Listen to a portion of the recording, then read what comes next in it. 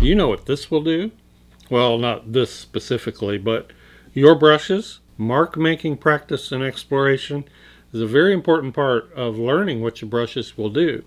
I'm going to do a paint along today if you want to join me. And you can see what some mark making exploration did for me in coming up with some very easy, simple to produce Christmas cards. Yes, I know art is not just about making some marks, but they're important. Not the marks you make, but let's go take a look.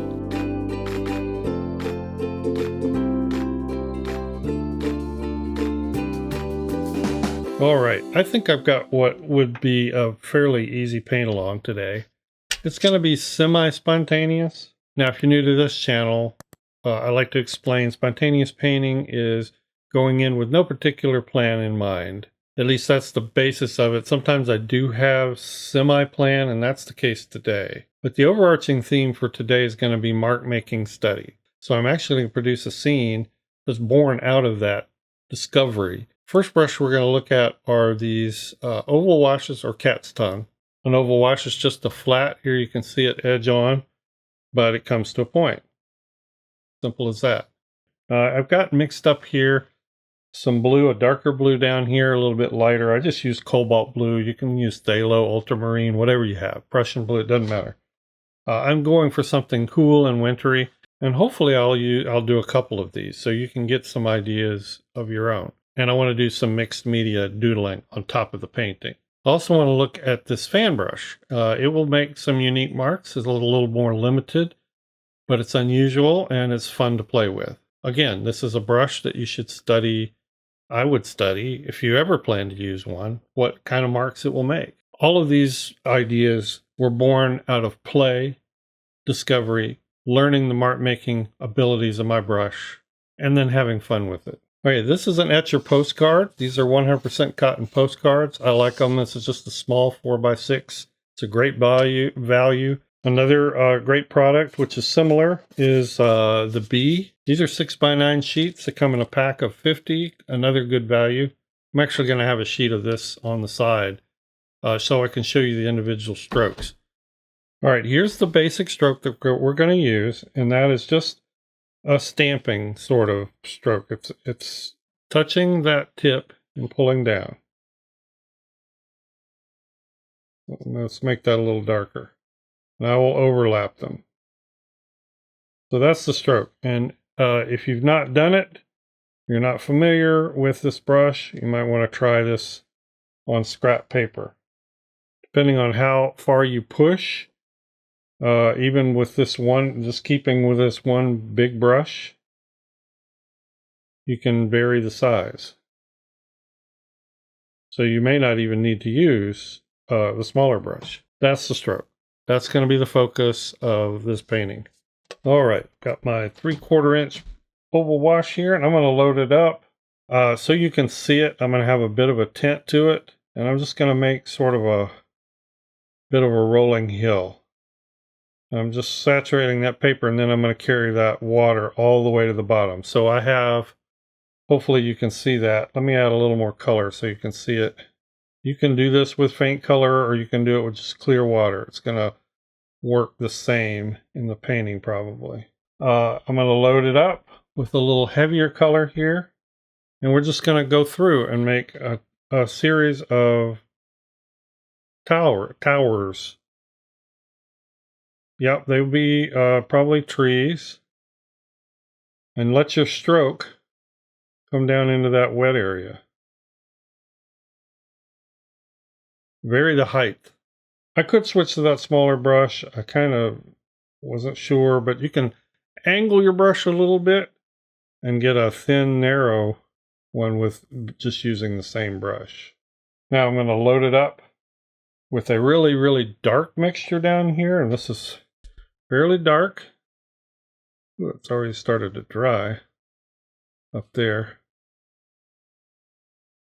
I'm just trying to get some variegation in the wash. You could start this out with a very dark wash to begin with. All right. I'm going to turn this around. Notice what these washes will do. You'll see this flow start to go back the other way. And I'm intending that I want some of the darker color to pool at the top. And you can see it happening here naturally. I'm on an incline, by the way. Now you can paint this flat. I tend to paint at an angle because it's best for video for me, but I'm familiar with it. I'm just going to add a little bit of color so we get some dark sort of topping those. As you probably have guessed, those are going to be trees, kind of stylized trees. Run that off the edge. Make the composition however you want. You don't have to copy this exactly, but I am trying to get it fairly dark, especially towards the top. All of this here is still wet. Everything above the trees is dry. All right, we're going to just let that dry before we go on to our next step. And you should, if you're following along and you want to do it like what I'm doing, you should let it thoroughly dry. All right, so this is totally dry. You can change that, paint them darker, paint them lighter. So what I'm doing now is I'm loading up the brush with a dark, again, a dark color like this. I'm no pre-wetting. And we're going to do the same thing. And I like to kind of go in between these, just sort of to stagger. And this is wet on dry. The paper's totally dry.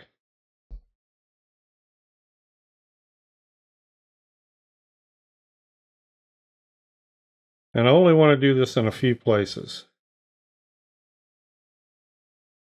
And I'm making them small. I'm drying out my brush, and you just go to the bottom of these shapes and just sort of swipe down. You'll end up with a little sort of dry brush streak like that. If you're not happy with your arrangement and you want to add a little more, feel free. It's your painting. I'm just showing you the technique. All right, I like that. I don't want to overdo it. And now we're going to let that dry. Actually, there's one more step you could do, and this is optional. While that's drying, and it won't take long for it to dry, you could make a very, very pale blue-gray mixture and paint in some distant shapes. Just very faintly. And you do want to kind of be precise here because you want to paint up to these foreground trees. And again, less is more here. Very pale. I like that. We're going to stop right there. All right. I think what we're going to do now, everything is very dry, is there's a number of ways you could go here. You could use white, which is what I'm going to do. And I'm going to draw in some branch structures. This is light enough that you could use like a black ink. You could use silver, and I think I'll demonstrate that in the next one. And I'm just going to put some simple line work. And again, the tip of the day here for this is less is more. Don't overdo this. But I got a Uniball Signo here.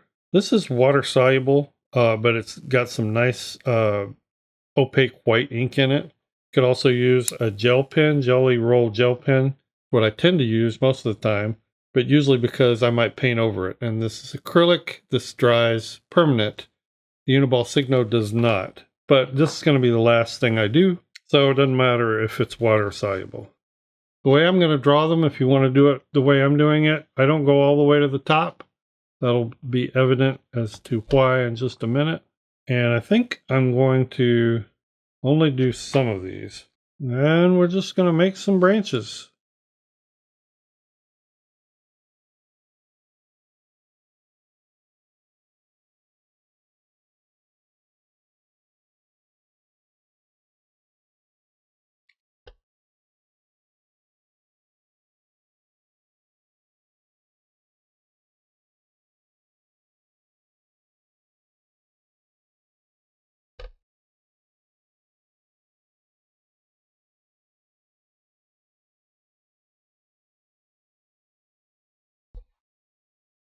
Now in here, I'm just going to put a few vertical lines as if we're looking at smaller scale tree trunks.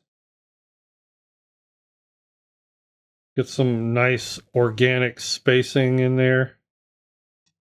This is not meant to be realistic. It's meant to be stylized.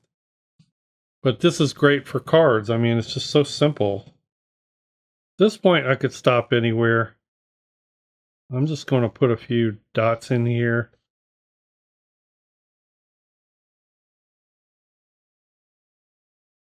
Just to add some interest. Nice little detail. And that's good. I think I'm going to stop right there. Actually, you know what? One more thing. Since I have those dots, maybe there's like snow. That might be snow. We're just going to put a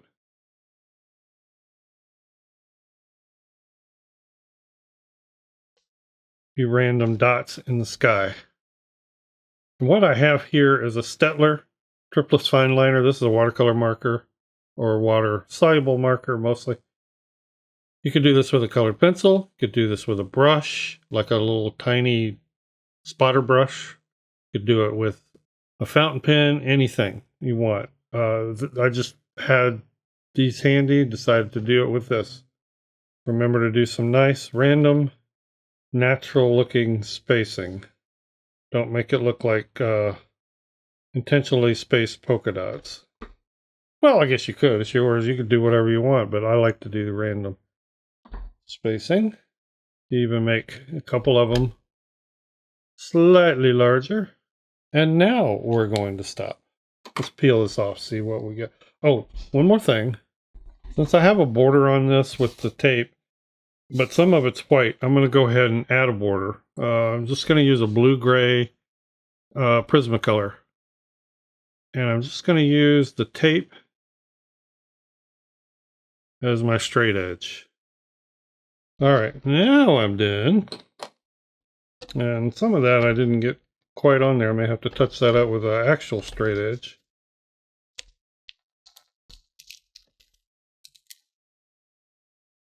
Alright, so some of that got over the tape. I'm going to clean that up. And voila! I like that. Let's do another version, and I'll give you a couple other options. This one might even be a little simpler, but it's going to use the same technique, the same brush technique. This is great practice. Again, makes nice cards, little design-oriented cards that are simple and easy to do. I've changed the mixture a little. I've added some Dioxizine Purple. This is fairly dark, though. So we're going to do the same thing. I'm going to try to do a little bit different arrangement this time. This time, no pre-wetting. Okay, I don't think that's dark enough. So I'm going to add some more paint. The color doesn't matter. This is Ultramarine Blue. I started off with Cobalt Blue, but I'm adding Dioxizine Purple and Paynes Gray, and I'm trying to get it nice and dark. And you want to make a little, just kind of a little dollop like that. Really vary that height. You want to make like one super structure that's higher than all the rest. That's fine. Now what I'm going to do is just take the tip. And this is sort of like what I did on these shapes down here on the last one. But there has been no pre-wetting, so there's no soft sort of like bleeding and wet. Well, what I'm doing is sort of doing some negative painting, and I'm creating that next edge here, which looks like trees also. And if you do this fairly quickly, it will bleed and blend in with these shapes up here, which were probably still wet. Now you can see here, it was already starting to dry, but that's okay, because that's just going to make another layer of trees. So I've got a nice purple there, and we're going to let that dry. That shouldn't take too long. I want that totally dry. That took like 5 minutes. All right, it's nearly dry down here. And we're going to do the same thing that we did in this one with those pale distant shapes back here, okay? Matter of fact, I think I'm going to switch to that smaller oval wash. But basically, you're painting those same shapes, but you're painting around. This will just give us some more depth and distance. And once again, if nothing else, you just think of this as an exercise to get familiar with this brush. All right, I like that. That's good.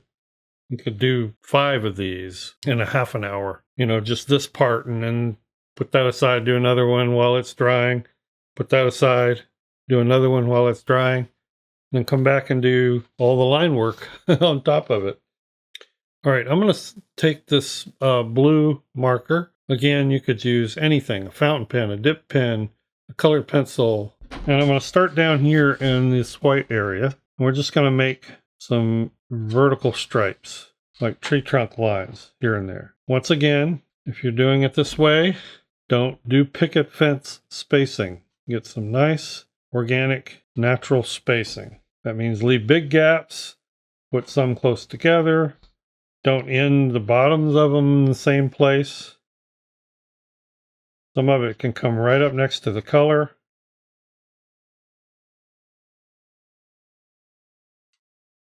Put 3 together, put 2 together, put some lines by themselves.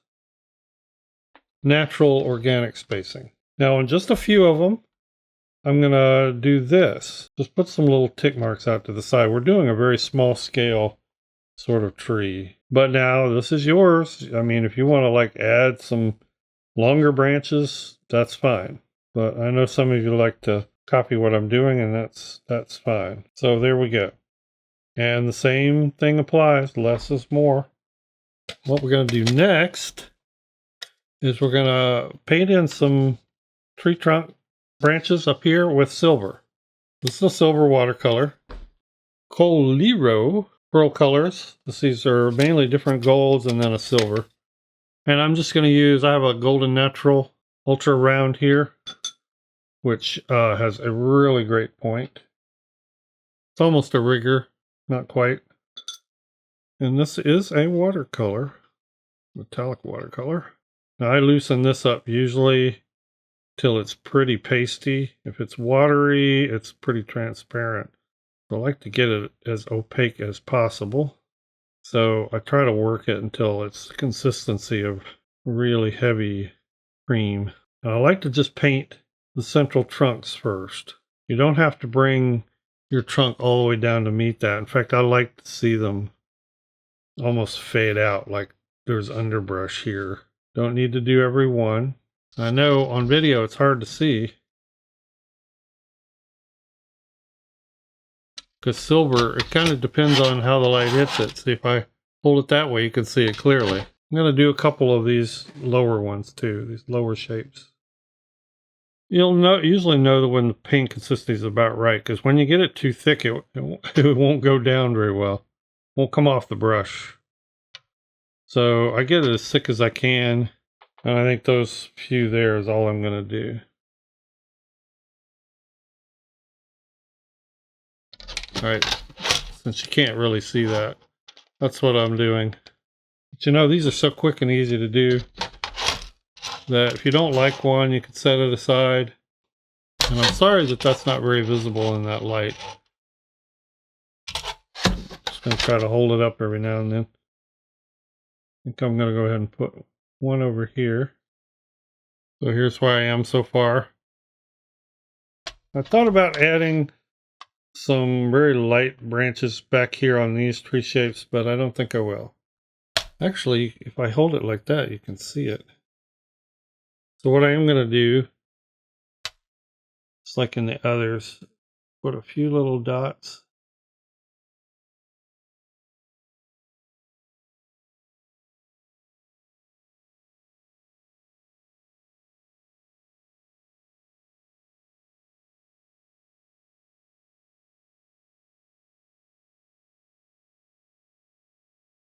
I think I see one more thing that I want to do. We're going to come back here with our dark blue marker. And I'm not going to add a bunch of branches. I think all I'm going to do is just kind of echo some of this. But just a little bit.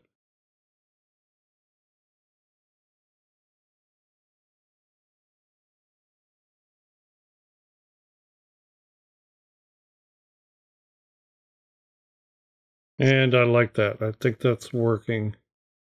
Just keep in mind, this is meant to be a design. All right, let's back out a little bit. Real happy with that. So here's our two versions. And I mean, if you do these in kind of an assembly line fashion, you can do, you know, a dozen of these in an afternoon without any problem. All right. We're going to do idea number 3, and this is going to be exploring the fan brush. This is an Etcher fan brush. This is from their watercolor set. Any fan brush really will do. I like the slightly softer ones. There's a bunch of them out there. There are little ones like this. Got that one at Hobby Lobby. You want one probably no bigger than this, or it's going to be harder to control. But again, this is going to be really simple. Very easy to do, but you're going to want to practice the strokes first. There are particular strokes that I've discovered that allow me to do the style that I'm going to do here. I'm just going to pull some Phthalo Green into the mixture. So we're dealing still with a fairly cool color, but now we're like a greenish blue. Now, first, let me show you the stroke to practice. Load up your fan brush. There's going to be two aspects to this. There's going to be ground, so sort of a rolling hill, and there's going to be some vertical pine trees. The vertical pine tree stroke is just turning the fan brush on its edge like this, and then sort of rocking it back and forth a little bit. Now you can do that a little. I'm going to make these probably very skinny, tall spires. Or you can rock it out here really a lot. But see how that made a tree almost automatically? It's just really fascinating. So you want to practice that. Again, here's the stroke on its edge. It's a downward stroke, and then sort of a brush it to the side, maybe swing the lower ones out a little more. You can come clear down on the end if you want to detail and add some bits. I mean, it just makes these amazing fir trees. That's what we're going to be doing. So that's the first stroke. Practice that. And then you can make, we're going to make some ground for it to sit on. So watch how organically it paints this ground. And I'm turning it on its edge, but I'm sort of letting, and when it gets wet, they separate. Those brush fibers separate like that. And so let them just sort of draw you some landlines. Now don't overdo that, okay? Maybe you come down here, do another one. And voila, that's the other stroke. Okay, so let's do that here. What I want to do is like several sort of in a stand. Little stand of trees. You have to be really delicate with this, otherwise it just gets out of hand. And you can come down here on this tip. And some you can just make spires with very little branch action. Okay.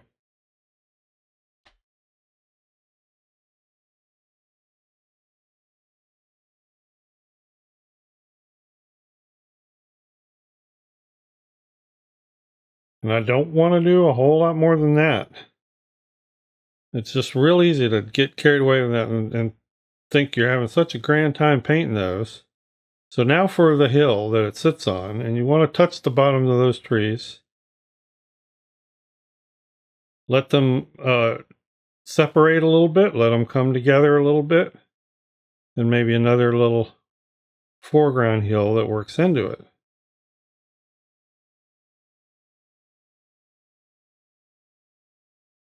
And we are done with our basic shape. Now I'm going to come down here into this really, really dark mixture. And I'm going to go into the areas that are already painted. In fact, I think I want it so dark, I think I'm going to just add some really deep Paynes Gray here.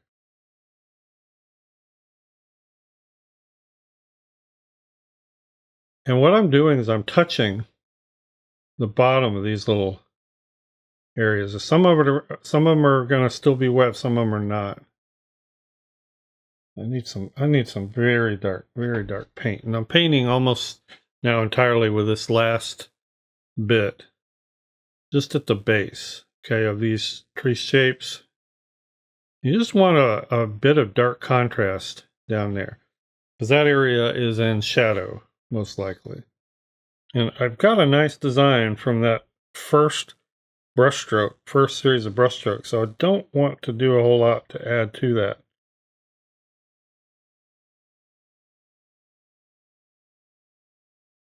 Pretty happy with that. I think what I'm going to do, though, is really get some pale.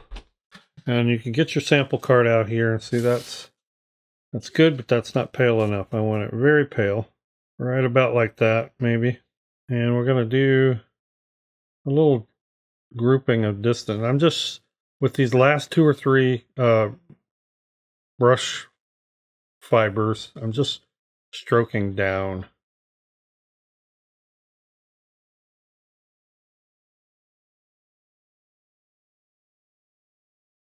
And then at the base, I'm just letting it kind of fill in. And see how that makes for a little sort of a distant grouping. And I want lots of nice white space here. I'm real tempted to do something here, also pale.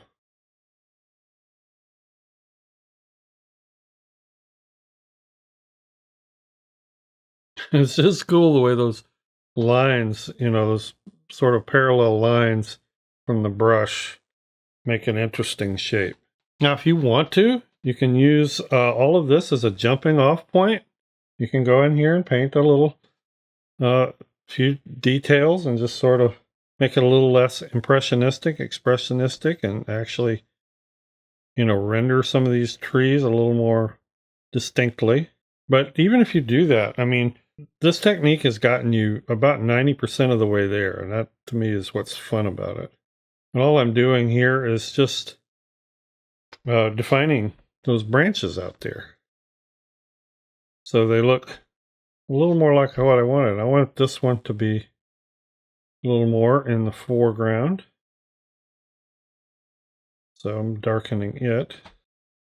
This is a great card to make, you know, if you want to like stamp a sentiment up here.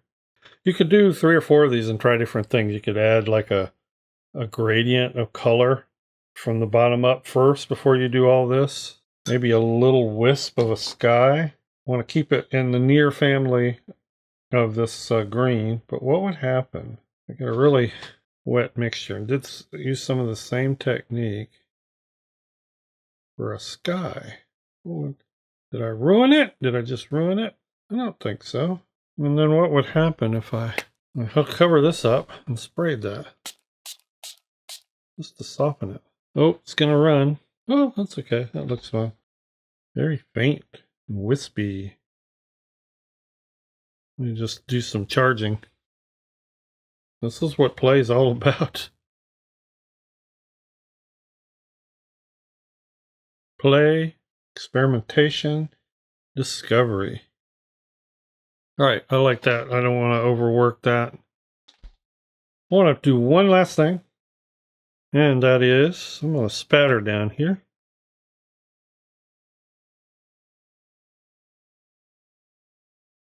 Some of it's gotten up in the sky, and that's totally fine. Looks kind of like snowflakes.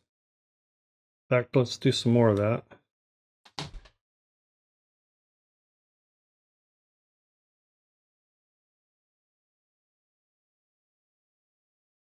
I'm going to just put a few lines in here by pulling this brush down. That looks cool. Maybe let's do that over here too.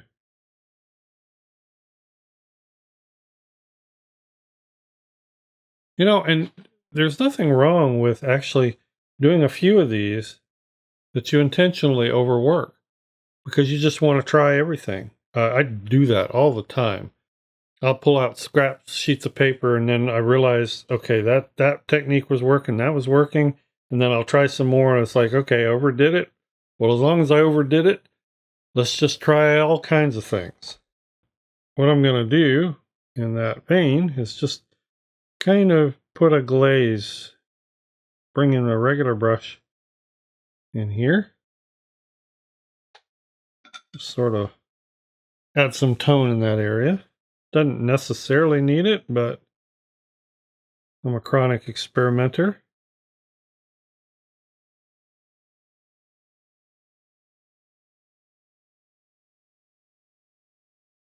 And I like that. So yeah, do several of these and experiment in different ways. Overwork it till you don't like it anymore, but but experiment. That's the only way you learn. All right, I'm going to let that dry. I'm probably going to add a border to this one too and see where we are.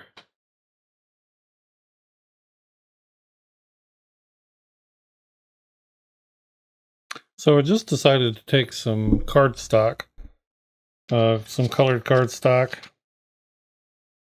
and mount these. This is just an idea to give you an idea. This time I used clear photo corners so they could be removed by the recipient and used to frame as a painting. You could also use removable adhesive dots and create your own cards. Here's another embellishment you can do once you're finished. You want to add additional color. I was kind of limited in the cardstock that I had. I had some of this Christmassy kind of reds. And I thought, well, just add a few little rust-colored embellishments to tie in with that color. And I think that makes it really pop. And I like that so much, I did it to this one. So just a few little red tints there. Again, do some of these as prototypes and decide what you like, what you don't like. And then just, if you really want to make a bunch of Christmas cards, just get in a mass production mode. All right, thanks everyone. I appreciate you watching. Get out those brushes. Do some art making experiments, even if you don't make greeting cards. Might be something you can use in your painting, and you'll learn more about your brushes. Thank you so much, patrons, for your support of this channel, and we will see everybody in the next video. Bye-bye.